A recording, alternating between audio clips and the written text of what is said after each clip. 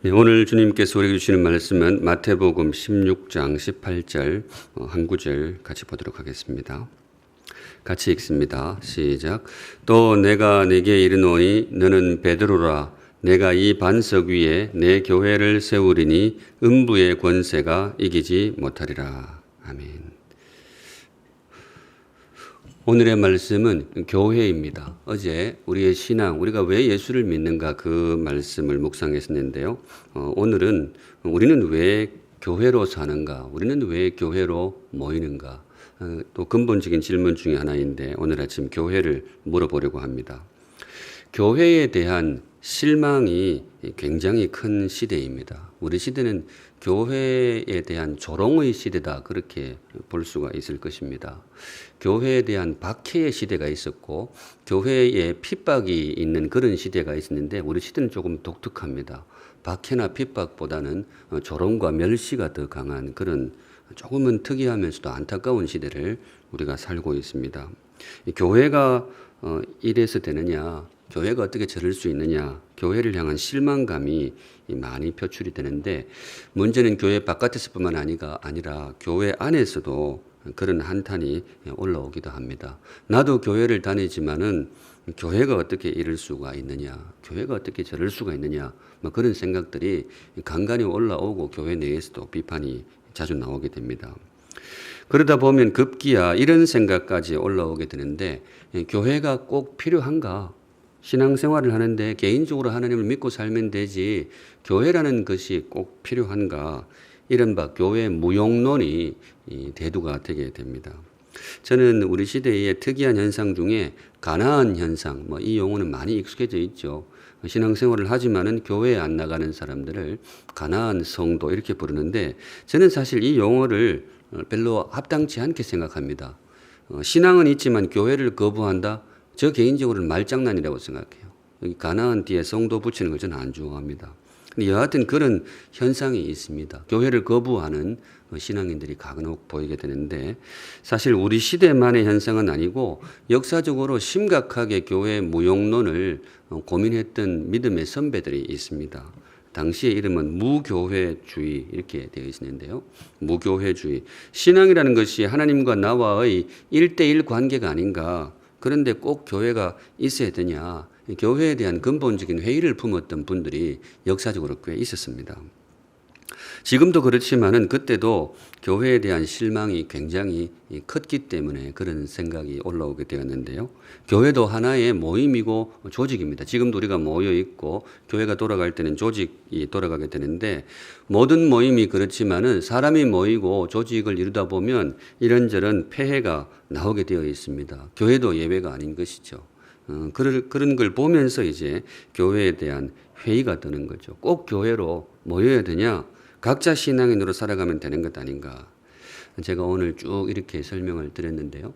그러니까 교회를 모이지 말자 이것이 아니고 제가 생각할 때는 그럼에도 불구하고 교회에 모여야 될 이유가 분명히 있어요. 신앙인으로서 반드시 교회로 모여야 되고 교회를 해야 됩니다. 우리의 시간을 들이고 에너지가 들어가고 하지만은 이 교회의 무용론이 대두되는 교회가 부끄러움을 당하는 시대이지만은 반드시 교회로 모여야 될 그런 이유들이 있습니다. 말씀을 통해서 신앙과 교회의 관계를 단단하게 정초하는 그런 시간이 되시면 좋겠습니다. 제일 먼저 이 말씀 드리고 싶은데 설교를 준비하다 보면 제일 하고 싶은 말을 뒤에 넣기도 하지만은 첫 초두에 그냥 넣기도 하는데 오늘은 첫 문장이 제일 중요합니다. 성도 여러분, 교회의 가치는 사람이 결정하는 게 아닙니다. 이게 제일 중요합니다. 우리가 교회로 모이는 이유를 묵상하기 전에 이거부터 마음에 새게 되는데 교회가 과연 필요하냐, 교회라는 것이 존재할 가치가 있느냐, 그걸 우리가 결정하는 게 아닙니다. 사회가 결정하는 것도 아닙니다. 왜냐하면 교회의 주인은 우리도 아니고 사회도 아니기 때문입니다. 교회의 존재 가치를 우리가 함부로 결정할 수 없습니다.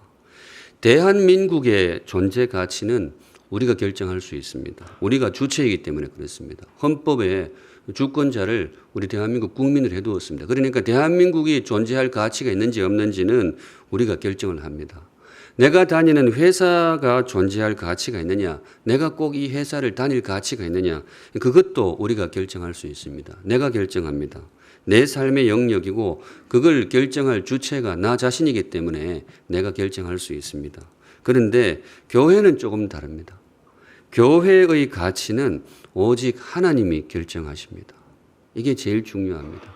교회의 존재 가치는 사람이 이러쿵저러쿵 말될 사안이 아닙니다. 왜냐하면 교회의 주인은 하나님이시기 때문에 그렇습니다. 이걸 꼭 마음에 새겨두시기 바랍니다. 그런 의미에서 우리 사랑하는 샘물 성도 여러분, 교회를 함부로 비난하지 마세요. 저는 여러분들이 그런 일에 가담을 안 했으면 좋겠습니다.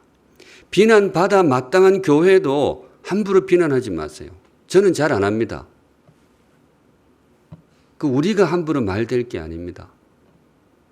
우리 샘물 성도들은 그런 거 안 했으면 좋겠어요. 특별히 개혁적으로 나가자고 하는 분들 중에서 교회에 대한 비판을 마치 성도의 성숙함, 뭐 그런 거 일부러 생각하는 분들이 있어요. 제가 여럿 봤는데 이거 단에서 이야기할 그 말은 안 하겠습니다. 성도 여러분, 그거 하지 마세요. 교회 함부로 비난하지 마세요. 내가 봐도 교회의 모습이 너무 초라하다. 그래도 하지 마세요. 그건 무례입니다. 그거는 굉장히 오만한 거예요. 우리가 함부로 말될 만한 그런 모임이 아닙니다. 목사라고 함부로 교회를 비난할 그 모임이 아니에요. 왜냐? 교회의 주인은 여러분들 잘 아시지만은 목사가 교회의 주인도 아니고 또 그것도 착각하시면 안 돼요. 성도들이 교회의 주인이다. 그건 더더욱 아니에요. 아닙니다. 교회의 주인은 하나님이십니다. 그래서 우리가 함부로 말될 사안이 아니다. 이 아침에 그거부터 제일 마음에 깊이 새기시면 좋겠습니다.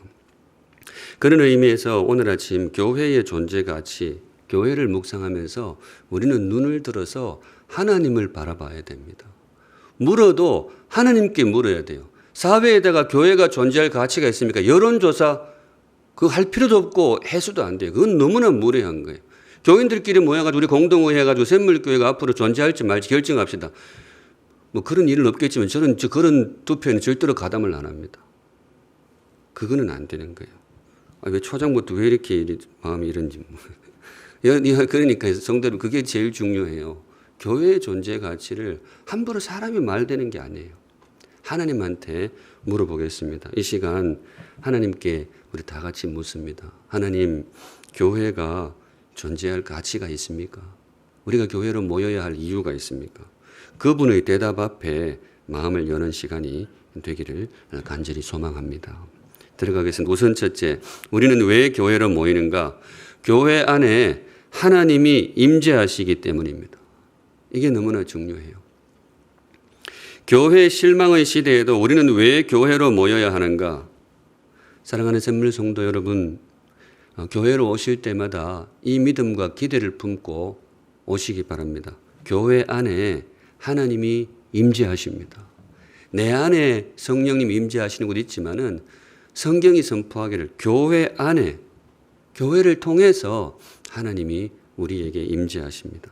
신앙이라는 것이 인생의 주인이신 하나님을 만나는 것이고 그 하나님을 만나야 우리가 귀한 삶을 살 수 있고 생명력을 유지할 수 있는데 그 하나님을 만나는 통로가 뭐냐? 주님이 정하신 공식적인 루트가 있어요. 그게 교회입니다. 마태복음 18장 20절에 두세 사람이 내 이름으로 모인 곳에는 나도 그들 중에 임재하느니라. 그렇게 읽으시면 돼요. 두세 사람이 내 이름으로 모인 곳, 두 글자를 줄이면 뭐겠어요? 이거 교회입니다. 두세 사람이 작은 교회도 있단 말이죠. 주님의 이름으로 모인 거기에는 나도 그들 중에 임재하느니라. 성도 여러분, 그래서 교회는 존재의 가치를 따질 때에 지금도 존재해야 됩니다. 왜냐하면 교회를 통해서 하나님이 임재하시기 때문입니다. 조금 부족한 교회도 뭐 사람이 모인 것이 안 부족할 수가 있나요? 조금 부족해도 교회라는 이름 그 자체로 존재할 가치가 너무나 확실합니다. 하나님이 임재하시기 때문에 그렇습니다. 이 대목에서 교회를 예배라고 바꾸어도 큰 무리는 없을 것입니다. 교회는 처음부터 예배 공동체였습니다. 교회라는 것은 예배입니다. 교회는 예배 공동체입니다. 그리고 그 예배 가운데 하나님이 임재하십니다. 교회가 예배 공동체이기 때문에 존재 가치가 지금도 충분합니다. 사도행전 2장 1절에 오순절 날이 이미 이름에 그들이 다 같이 한 곳에 모였더니 주의 백성들이 예배를 드리고 있었던 거예요. 이 장면 다 아실 거예요. 교회로 모였다라고 보시면 돼요. 그런데 그곳에 어떤 일이 일어나느냐? 2절에 호련히 하늘로부터 급하고 강한 바람 같은 소리가 있어 그들이 앉은 온 집에 가득하며 그들이 앉은 온 집에 임재하며 그렇게 읽으시면 돼요. 마치 불의 혀처럼 갈라지는 것들이 그들에게 보여 각 사람 위에 하나씩 임재하여 있더니 성령 하나님, 우리 하나님께서 사람들 사이에 가시적으로 임재하시는 모습을 보여주고 있습니다. 언제 이 일이 일어났느냐? 교회로 모였을 때, 예배로 모였을 때에 바로 그곳에 하나님이 임재하셨습니다. 지금도 이 사건은 유효합니다. 성경은 단지 그때 그 사건만은 아닙니다. 지금도 일어나고 있는 사건, 우리 가운데 일어나고 있는 사건에 대한 그림입니다. 그런 의미에서 믿음으로 고백하건대 우리의 예배에도 주님이 임재하십니다. 매주일 우리가 모이는 예배의 자리에 하나님이 임재하십니다. 성도 여러분, 그 기대를 품고 교회로 오시고 그 믿음으로 예배로 나오시기 바랍니다. 모이는 예배가 저는 이 코로나 상황이 끝나면 조금 염려는 되는데 우리가 앞으로 영상으로 예배 드리면 되지 않느냐. 목사의 솔직한 심정을 말씀드리면요. 영상 예배는 분명히 한계가 있습니다. 모여야 됩니다. 처음부터 정하신 방식이 그거였어요. 물론 아주 특별한 경우에 이런 미디어를 활용을 할 수밖에 없는데 모여야 됩니다. 모인 곳에 주님이 임재하십니다. 목사로서 예배를 준비할 때에 그 마음으로 준비합니다. 여러분도 그 마음으로 교회로 오시면 좋겠습니다. 예배라는 것이 겉보기에는 조금 엉성해 보일 수 있어요. 이런저런 순서 정해서 사람이 왔다 갔다 하고 그러는데 성도 여러분, 눈에 보이는 게 전부가 아닙니다. 그곳에 하나님이 임재하십니다. 예배는 땅과 하늘을 잇는 통로입니다. 준비하는 사람이 그런 마음으로 준비를 합니다. 그러니까 함께 참여한 여러분들도 그 믿음으로 참여하시면 좋겠습니다. 한 걸음 나아가서 우리는 왜 교회로 사는가? 이 교회 실망의 시대에 우리는 왜 꾸역꾸역 교회로 모이는가? 두 번째는 조금 더 센 언어가 나오는데요. 교회는 하나님 안으로 들어가는 통로이기 때문입니다. 하나님 안으로. into God. 하나님의 존재 안으로 들어가는 통로가 있어요. 이 땅에. 이 지구별에 지극히 존귀하신 창조주 하나님의 몸 속으로 들어가는 통로가 있고 심지어 그분의 몸이 되는 통로가 있습니다. 그게 바로 교회입니다. 제가 무슨 말씀을 드리려는지 다 아실 거예요. 에베소서 1장 23절에 교회를 성경은 이렇게 정의를 합니다. 성경이 내려주는 교회의 정의가 이거예요. 교회는 그의 몸이니 이렇게 되어 있어요. 교회는 그의 몸이니. 단지 교회에 하나님의 임재가 머문다. 이걸 넘었습니다. 신약 성경이 바꿔요. 교회는 여기서 그는 예수님 하나님이시죠. 교회는 하나님의 몸이니 그의 몸 만물 안에서 만물을 충만하게 하신 이의 충만함이니라. 앞부분에 집중해 주세요. 교회는 그의 몸이니. 절대로 가벼운 이름이 아니죠. 왜 교회로 모이는가? 우리가 왜 교회로 모여야 되는가? 하나님의 몸이 되기 위해서. 하나님의 거룩하신 존재 안으로 들어가기 위해서.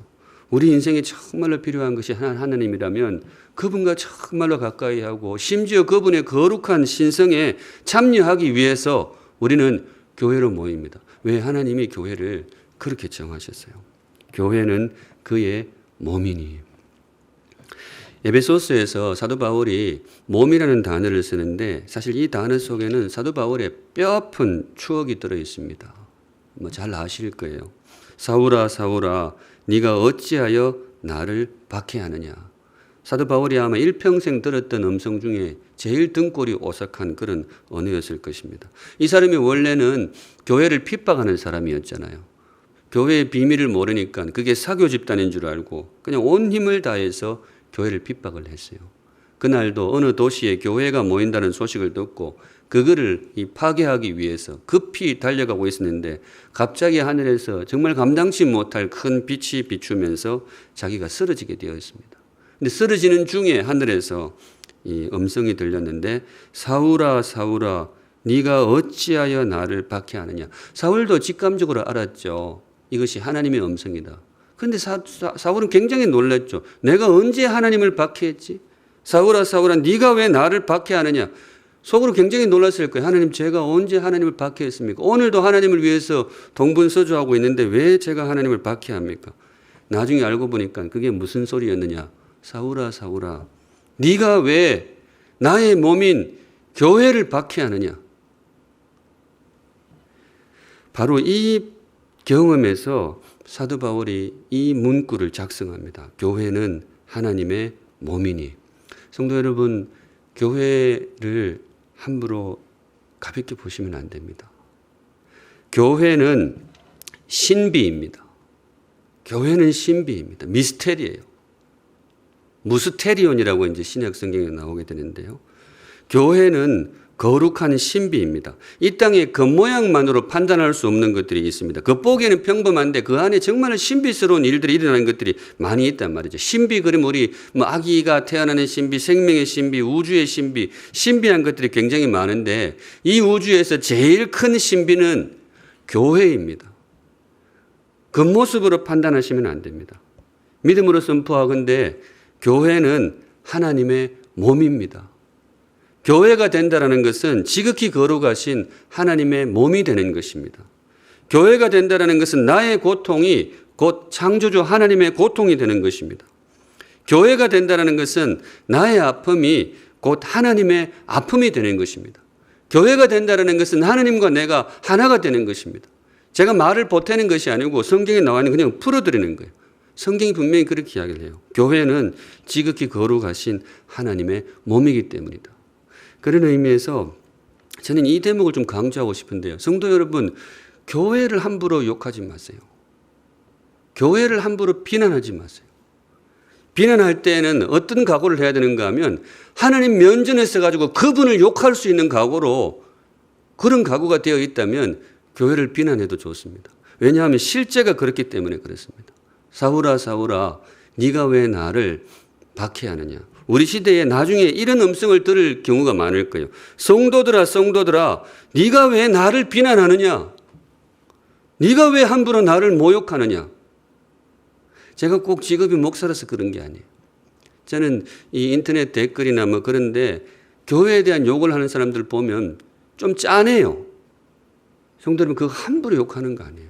그리고 여러분들도 마찬가지예요.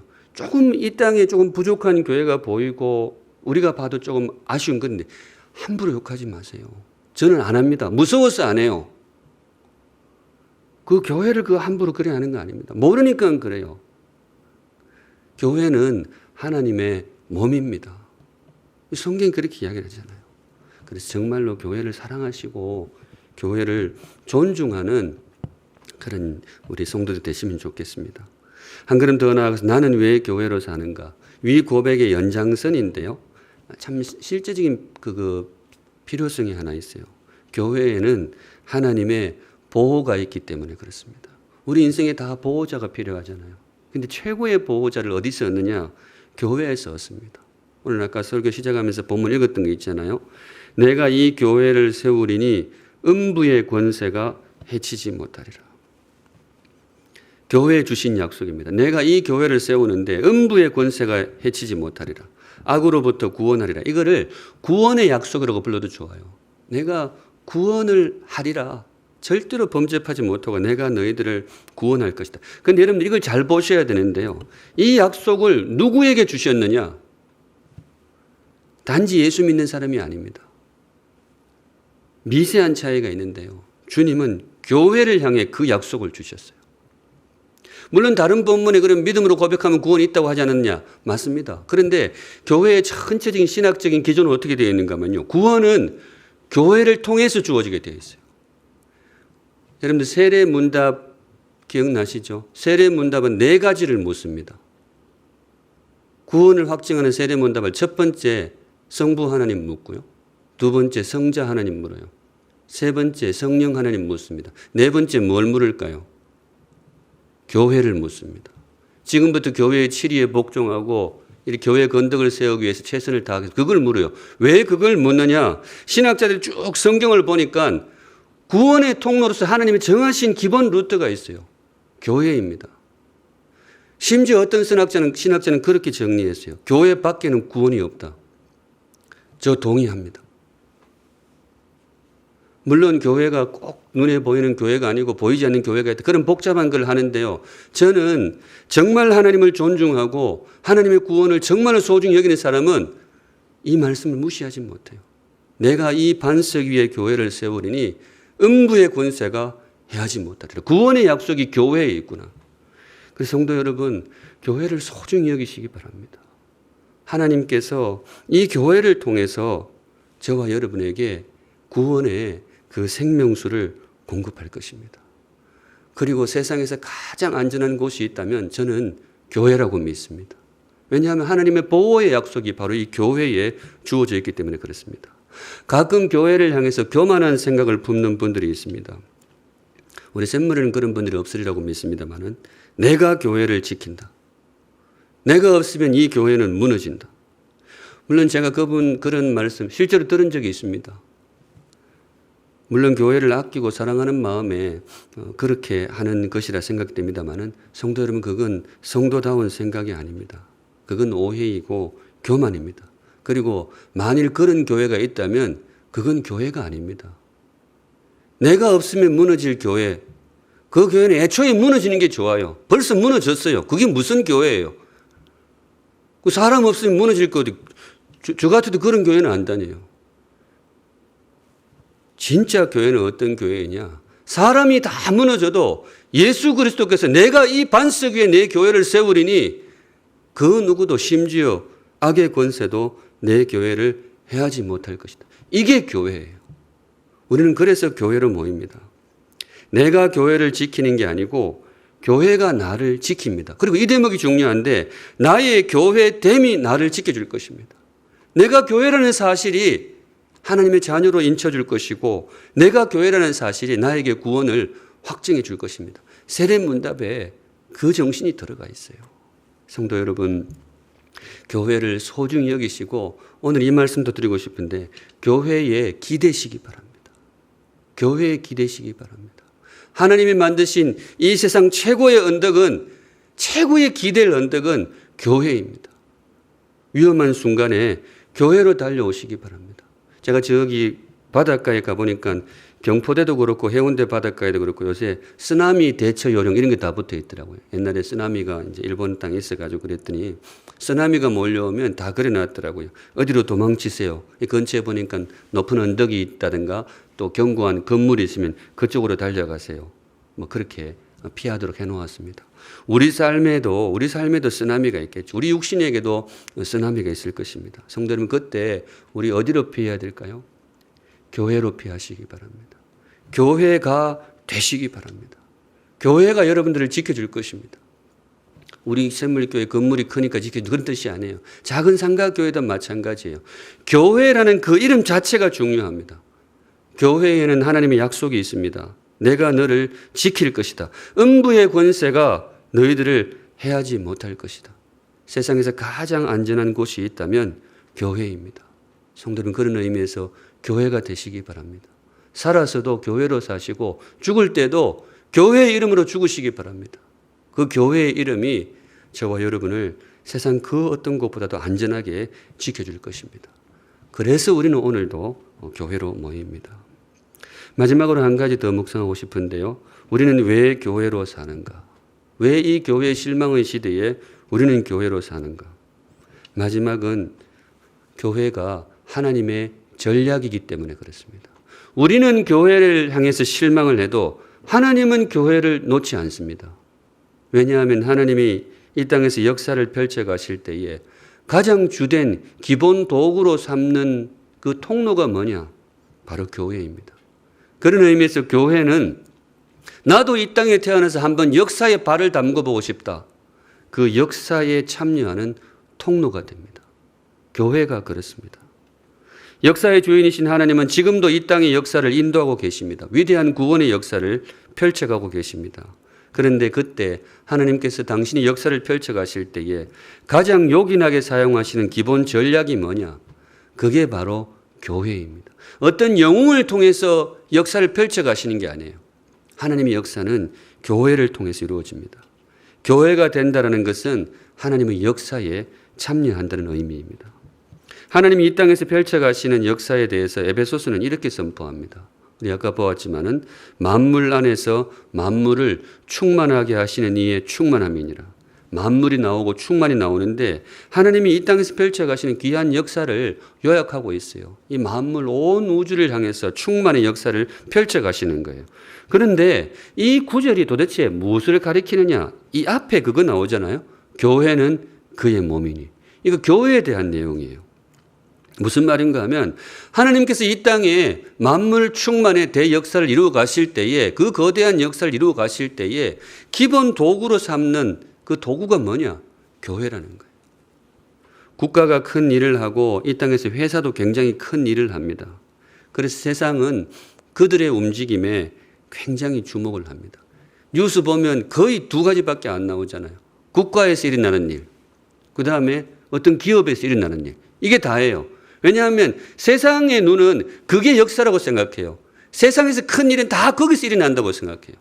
대통령이 누가 되느냐? 회사 CEO가 어떻게 되느냐? 항상 뉴스의 중심은 국가 아니면 회사에 맞추는. 왜냐하면 그분들이 판단하기에는 그게 역사의 중심이기 때문에. 그런데 믿음으로 고백하건대 진짜 역사의 주인이신 하나님은 그쪽 별로 안 봐요. 거기가 심장부라고 생각을 안 하세요. 역사의 주인이신 하나님은. 그분은 교회를 바라보십니다. 세상이 욕을 하건 말건 세상이 교회에 대해 실망을 표출하건 말건 역사의 주인이신 하나님은 교회를 눈여겨보시고 교회를 사용하십니다. 그래서 오늘날도 교회는 존재할 가치가 충분합니다. 다른 것이 무너지면 하나님 역사가 중지되겠지만은 교회가 무너지면 하나님의 역사가 중지될 수밖에 없어요. 왜냐하면 하나님은 당신의 역사를 펼쳐가시는 그 기본 루트를 교회로 보기 때문에 그렇습니다. 성도 여러분, 눈에 보이는 것이 전부가 아닙니다. 우리는 눈에 보이지 않는 신비와 하나님의 뜻을 믿으며 살아가야 됩니다. 그래서 부족하지만은 성도 여러분, 우리가 교회가 된다는 것은 역사에 참여하는 것이다. 오늘 큰 단어를 굉장히 많이 쓰게 되는데요. 어떤 면에서는 그게 현실인데 우리가 그걸 잘 모르고 있는 거예요. 그러니까 가끔 자꾸 교회에 대한 비난이 나오는 거예요. 제가 오늘 설교에서 제일 하고 싶은 말이 뭔 것 같으세요? 교회 욕하지 마세요. 교회를 향해서 함부로 실망하지 마세요. 교회를 향해서 실망감을 품을 때는 하나님 면전에서 하나님께 제가 실망합니다. 하나님 그것밖에 안 됐어요 라고 말할 수 있는 각오로 교회에 대한 실망감을 표현하시기 바랍니다. 왜냐하면 교회는 그분의 몸이고 지금도 그분이 펼쳐가신 역사의 중심은 교회이기 때문에 그렇습니다. 말씀 정리합니다. 오늘도 우리는 교회로 살아가는데 성도 여러분, 우리가 잘못 가는 게 아닙니다. 우리가 어리석어서 한평생 교회 생활했는데 뭐 어쩔 수 없이 그래서 하는 게 아닙니다. 지금도 교회는 존재할 가치가 너무나 충분하고 지금도 우리의 삶을 교회와 연결할 이유는 너무나 충분합니다. 이곳에 거룩하신 하나님의 임재가 있습니다. 이곳을 통해서 우리는 하나님의 신비한 몸으로 들어가게 될 것입니다. 이곳에 하나님의 보호의 약속이 있습니다. 그리고 이곳이 바로 하나님의 역사를 펼쳐가시는 기본 전략입니다. 교회가 된다는 것은 세상에서 가장 지혜로운 가입이 될 것이고 교회를 멀리 한다는 것은 세상에서 가장 어리석은 상실이 될 것입니다. 지금도 우리가 그렇게 살아왔지만 앞으로도 이 귀한 가장 영광스러운 이름 교회로 살아가시는 복된 인생 되시기를 우리 주님의 이름으로 축복합니다. 아멘. 함께 찬양하겠는데요. 교회여 일어나라. 박자가 조금 아침에 의욕을 돋구는 그런 박자이기도 합니다. 믿음으로 고백하는 마음으로 찬양하고 기도하도록 하겠습니다.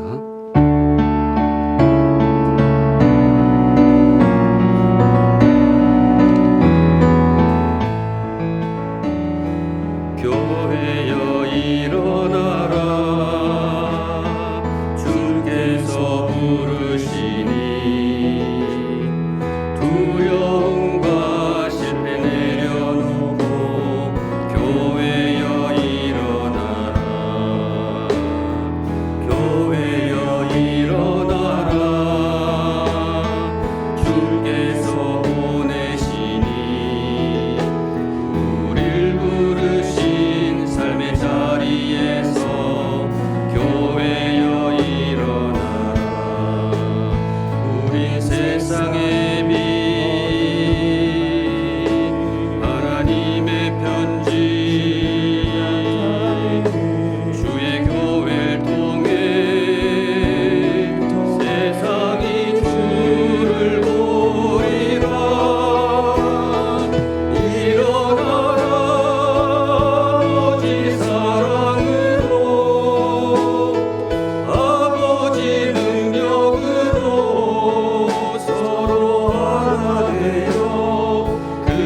빛을 비추어 노래하라 아버지의 사랑을 아버지의 크심을 이 삶의 노래로 주님을 나타내라 일어나라 우리 한 번 더 할게요. 교회여 일어나라 교회여 일어나라 주께서 부르시니 두려움과 실패 내려놓고 교회여 일어나라 교회여 일어나라 주께서 보내시니 우릴 부르신 삶의 자리에서 교회여 일어나라 우린 세상의 빛 하나님의 편지 주의 교회를 통해 세상이 주를 보리라 일어나라 아버지 사랑으로 아버지 능력으로 서로 하나 되어 그 빛을 비추어 노래하라 아버지의 사랑을 아버지의 크심을 이 삶의 노래로 주님을 나타내라 일어나라 우리 한번 같이 기도하실 때 제가 오늘 설교하고 나오면 조금 후회가 남는 것이 제가 너무 설교하면 짜증을 낸 것 같아서 죄송합니다. 근데 사실 좀 짜증이 많이 났어요. 어제도 이제 좀 설교 준비하고 하는데 너무 교회를 욕을 해요. 아니 뭔 내가 뭔 자기들한테 뭔 잘못을 했다고 물론 이해는 합니다. 그런데 성도 여러분 그러면 안 됩니다. 그 교회에 함부로 욕하는 게 아닙니다. 제가 바깥에 나가서 이야기를 할 수는 없고요. 우리 괜히 성도들한테 언짢은 소리를 하게 된 것 같은데 그분들을 하나님 좀 불쌍히 여겨 주시옵소서. 몰라서 그렇습니다. 그런 기도도 해주시고요. 그리고 제일 먼저 준 우리 성도들이 그 다짐을 했으면 좋겠습니다. 하나님 교회를 비난하지 않겠습니다. 교회를 모욕하지 않겠습니다. 또 특별히 교회에 대해서 실망하지 않겠습니다. 사울아 사울아 네가 왜 나에 대해서 실망하느냐. 우리도 그 소리 들을지도 모릅니다. 하나님 교회의 비밀을 아는 사람으로서 교회의 가치와 교회의 숭고함과 교회의 요긴한 역할 그래서 늘 교회를 향한 사랑과 희망을 품고 그렇게 제가 교회로 살겠습니다. 다 같이 다짐의 기도 하나님 앞에 기도하시겠습니다. 거룩하신 하나님 아버지 우리 성도들과 함께 이 아침에 다짐합니다. 주님을 사랑하는 마음으로 교회를 사랑하고 주님을 소망하는 마음으로 교회를 소망하고 주님을 의지하는 마음으로 교회를 의지하고 주님을 높이는 마음으로 교회를 높이고 하나님 그렇게 살겠습니다. 우리가 어리석어서 교회를 함부로 함부로 대하게 되고 우리가 무지해서 교회를 함부로 폄하하는 그런 생각을 가지기도 합니다. 그러나 이 시대에 신비가 있다면 교회이고 이 시대에 희망이 있다면 교회이고 하나님의 존재 속으로 들어가는 통로가 있다면 교회이고 이 지구별에서 하나님이 가장 강력하게 가장 본격적으로 임재하시는 곳이 있다면 바로 교회임을 믿습니다. 주님 교회를 사랑하고 교회를 의지하면서 그렇게 교회가 되어가겠습니다. 하나님 정말 주님의 보관에 맞는 주님의 몸에 맞는 거룩한 교회를 이루어갈 수 있도록 인도해 주시옵소서. 교회가 되며 교회로 살겠습니다. 주님 함께하여 주시옵소서. 아멘. 우리 한 번 더 기도하실 때에 하나님 우리 샘물교회 교회다운 교회가 되게 하옵소서. 세상 사람들이 우리를 향해서 오해하고 그래서 비난하고 하는 것, 사실 우리의 조금 부족함이 있었다면 주님 용서해 주시고, 그렇기 때문에 우리 샘물교회 더 교회다운 교회, 감히 하나님의 교회를 욕할 수 없는 그런 교회, 그런 거룩한 우리 샘물교회가 될 수 있도록 주님 다른 어떤 교회보다 우리 교회에 은총을 베풀어 주시옵소서. 저도 거기에 마음을 보태겠습니다. 우리 그렇게 우리 샘물교회를 축복하시면서 다 같이 기도하시고 개인적으로 기도하시고 모임 파하겠습니다. 기도하시겠습니다.